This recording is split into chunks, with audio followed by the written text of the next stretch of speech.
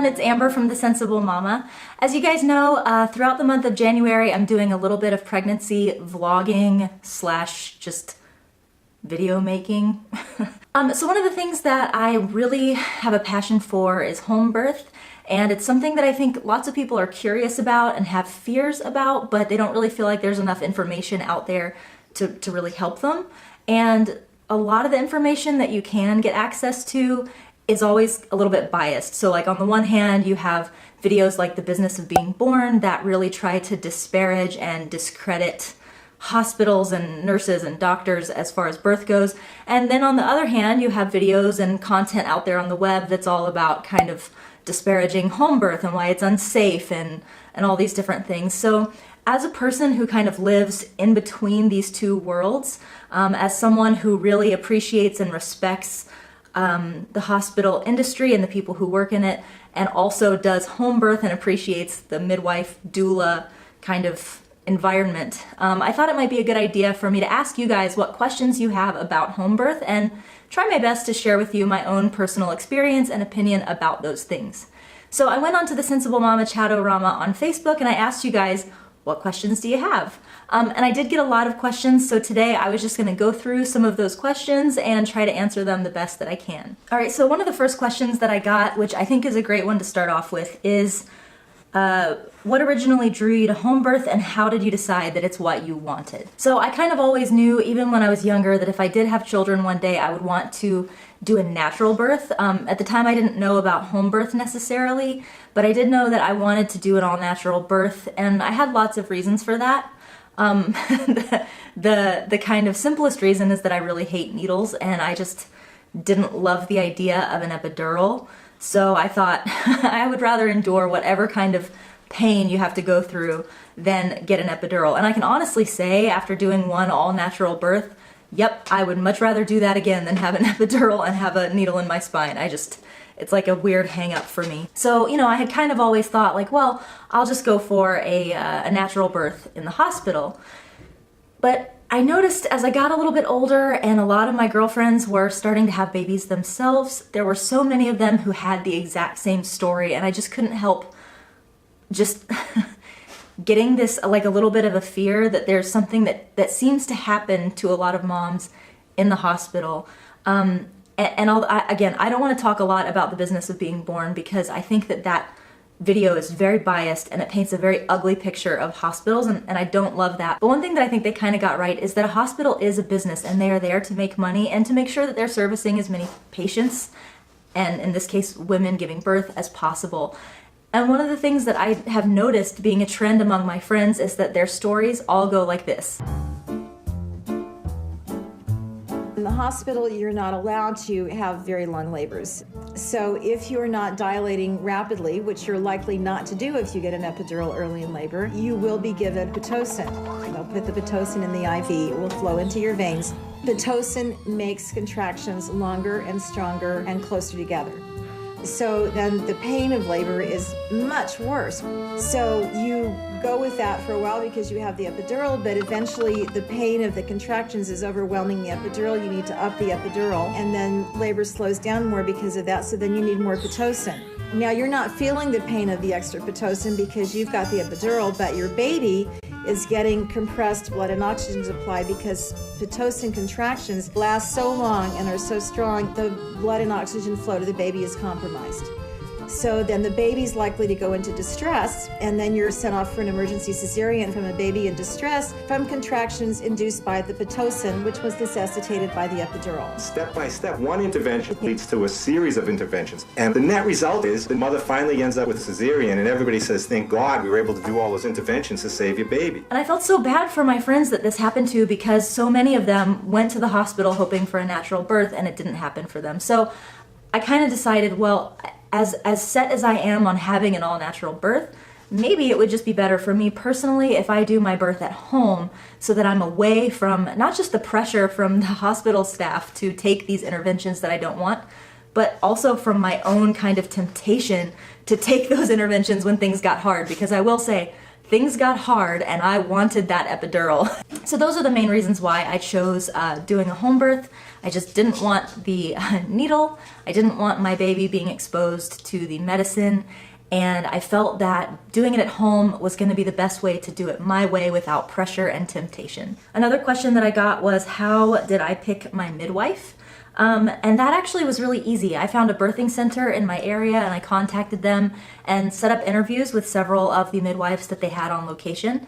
These midwives worked in the birthing center but also did home births as well in many cases. So I liked knowing that I had kind of a choice of either birthing at the birthing center or at home if I decided that home wasn't comfortable for me. So one of the first things that I did was just start interviewing midwives, and what I was looking for was someone who was highly competent, highly educated, highly certified, who had done at least 100 home births, and who respected my wishes and my own sense of dignity in my birth plan and was determined to help me achieve it as long as it was safe and healthy for me and baby to do so. So the midwife that I picked she's the most amazing woman. We've actually become great friends since the birth of Roman, and she's also going to be attending the birth of my daughter in January, this month. Oh God. But the reason why I picked her was because she is a certified nurse midwife. She was a nurse before she became a certified nurse midwife, which means that she had already attended hundreds of births in a hospital setting where she had experienced every kind of trauma or problem or emergency that you can possibly see. So I like the fact that she was already really familiar with those kinds of situations and would be able to recognize the sort of precursors to those scary situations and do something about them. Like, no surprises with her, I guess. So it really just came down to finding someone who I felt was the most experienced, the most capable, and the most in line with what my own plan for my own birth was. And speaking of interventions, I did get a lot of questions about like, what kind of interventions can you get when you're doing a home birth, and just that sort of thing. Like, what from the medical world do you actually participate in when you do a home birth? As far as the kind of interventions that you can have when you're actually in labor and giving birth, you are a lot more limited doing a home birth in the kind of interventions that you can have. But the good news is, if you've chosen a midwife who works hand in hand with an obstetrician, you do have the best of both worlds, where you get that home birth experience, but if you need to have access to an obstetrician to help out in any way, you have that option. So to give you an example, I had a 70-hour labor with Roman. It was a very, very difficult labor.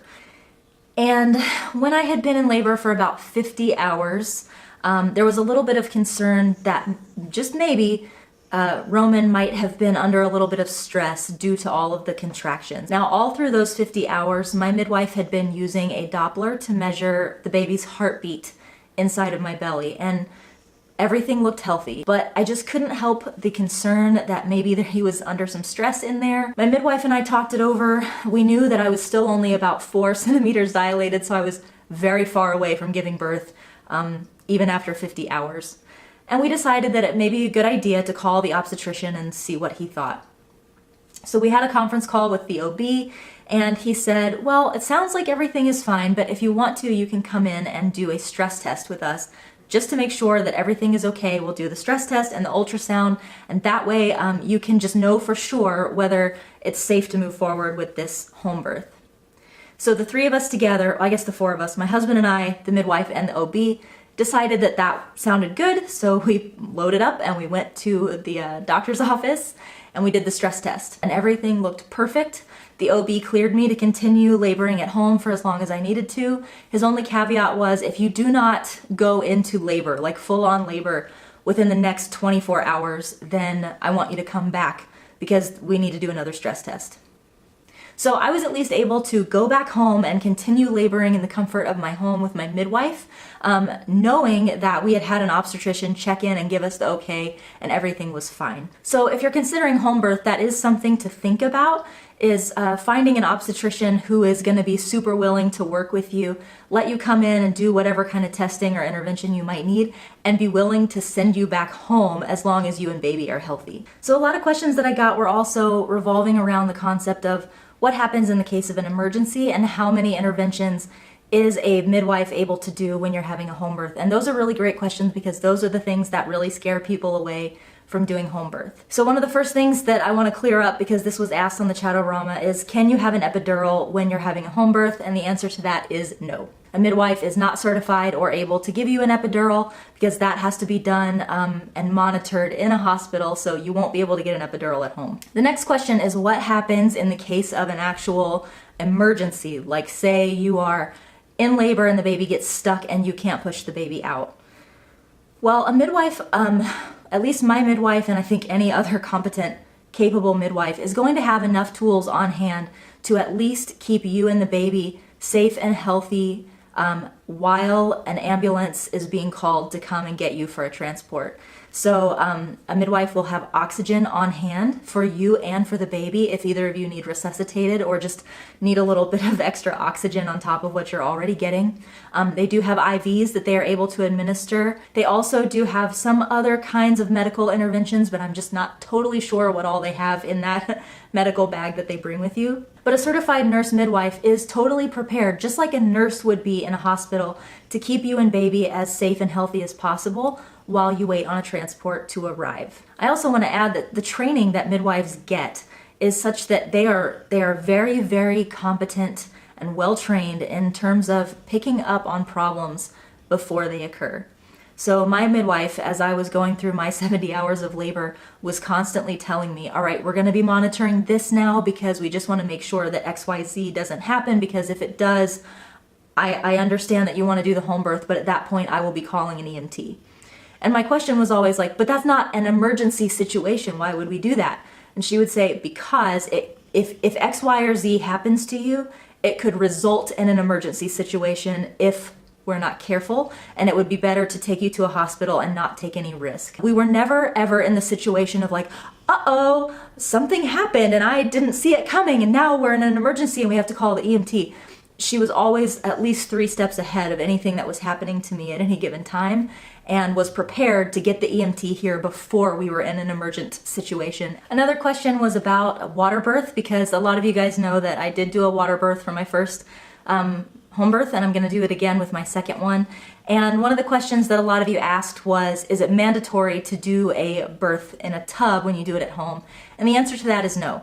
You can birth in a birthing pool like the one that I ordered, and I will be showing it to you when we get ours all set up. You can birth in your own bathtub if you want to, or you can birth on your bed or on the floor, wherever you feel like doing it. There are a lot of women who choose to have birthing stools, and I think that's another great option. And usually what you do is when your midwife shows up to do the birth, they lay down tarps and things on your floor or on your bed, and you birth on top of those so that there's no mess. Someone else wanted to know, speaking of the water birth, is did the water actually relieve the pain of the birth? And the answer to that is no. Getting in the water did not help at all. It did make me feel more at ease just to be in a peaceful, kind of tranquil pool of water that was nice and warm, but I can't say that it did anything to relieve the actual pain of the contractions. The other thing that I want to note is that you usually do not do the majority of your labor in the water. You do that outside of the water. You're kind of walking around your house, you're bouncing on a yoga ball, you're rocking in a chair, you're doing compression exercises on your hips to help with hip pain. You really, at least in my experience, only get into the water when it's time to start pushing. So another thing that a lot of people wanted to know about is what kind of pain management can you do when you're having a home birth if you're not able to have an epidural? And the fact of the matter is there really isn't a lot of medicine that you can take to do a home birth to help with the pain. The majority of pain management is kind of physical movements that you do to take pain off of certain parts of your body, as well as some mental and emotional preparation that you do beforehand. So what my husband and I chose to do was take a Bradley method course throughout the pregnancy. And what the Bradley method is basically husband-guided birthing or husband-coached birthing. And what this basically means is that your husband is taught, hey baby, is that your husband is taught how to help you with pain management. They learn things like what kind of positions to help you get into depending on where you're having pain. And so that was what we opted to do because we always knew that we wanted my husband to play a really big role in the birth anyway. So we thought one of the best things to do to help him be able to have that role was to do the husband coached birthing. So my husband really was. When I gave birth to Roman, he was there, he was timing all of my contractions, he was doing hip hip compressions, pushing my hips together to help with pain, and that kind of stuff really, really helped. It went a long way in terms of relieving the pain enough so that I could get through it. The last thing as far as pain management goes is having a doula, and this also answers another question that I got on my thread, which was who else is there while you're giving the birth? Are there other people who are there to help you? And really, you kind of want as few people around as possible when you're having a home birth because you just don't want the distractions. But the people that I had at my birth were my certified nurse midwife, my husband, and my doula. So what exactly is a doula? A doula is not a midwife, though in a lot of cases they are kind of in the process of training to be a midwife. But whereas the midwife's job is to tend to the health and well-being of the mom and the baby, the doula is all about making sure that mom is comfortable. So whereas the midwife might be checking the baby's heartbeat with her Doppler that she has with her, doing cervical checks to see how dilated you are, measuring your own heartbeat, making sure that you're doing well, the doula is going to be doing things like putting a cool compress on your neck if you're getting too hot, bringing you food if you need it, helping you with pain management. And this became really important because after 70 hours of my husband having to compress my hips, his arms and chest were just obliterated. And he reached a point where he wasn't able to help me with the hip compressions anymore. And at that time, my doula stepped in and she really started, she's very, very strong because she does this all the time. And she would start with the hip compressions, or she would tell me, go get on the yoga ball to relieve this kind of pain, or go do this stretch to help with that pain. Just really walking me through the pain management techniques that I had been learning all through my Bradley Method course, but that just totally flew out of my brain when it was time to actually give birth to the baby. So I cannot more strongly recommend having a doula to attend your birth because they are just invaluable, not only in terms of just helping you with things like the cold compresses and keeping you comfortable, but also keeping you sane, helping you with the pain management. And in my case, at least, my doula was also very involved in terms of keeping me focused on the goal. So whereas I was kind of expecting my midwife to be the one coaching me and really leading me through the birth, she was very, very one-track minded, just really focused on mine and Roman's health during the birth. I didn't get a lot of coaching from her. She was very, very just in the moment, focused on making sure everything was going according to plan. It was actually my doula who was the one who was there rubbing my hand and reminding me why I was doing this home birth. She was the one who looked me in my eyes when I reached that point where I just was like, I don't think I can do this. I'm scared. I'm tired. I think I should go to the hospital. She was the one who was affirming for me that my OB and my midwife and everybody agreed that I was safe and everything was fine and that I needed to just do this. And it's amazing when you reach that point where you just don't think you can do it anymore. Just having someone say, yes, you can, is a really big deal. And that meant the world to me, having someone there to coach me. It was really my doula who put both of our minds at ease and reminded us that everything was okay and that we could move forward with this home birth. This is just a part of it. Every woman hits that wall where she says, I can't. And you just need someone who's there to tell you, yes, you can. So moving on, another question was how long does the midwife stay after the birth to make sure that you and the baby are okay? In my case, I think that my midwife and my doula were around for probably, 2 to 3 hours after Roman was born. I had a few complications related to his birth. So in our case, she was around for about 2 to 3 hours. She then came back the following day for a checkup to make sure that the baby and I were both doing fine. That's the plan again for this birth. And then you do have postpartum appointments starting 1 week out from your birth date. So another question that I think is really great is about cleanup. How long does cleanup take?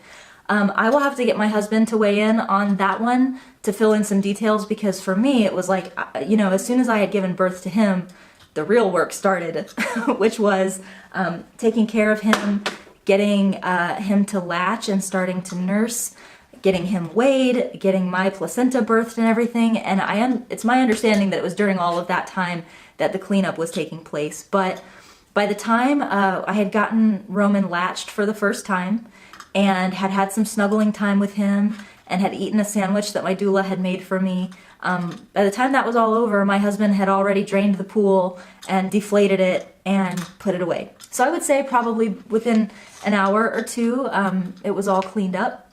And the same goes for the setup for the birth, actually. And that was another question that I had. Someone was mentioning that her first baby came 2 weeks early, so she kind of wanted to know, you know, how much prep time in advance do you have to get ready for the birth?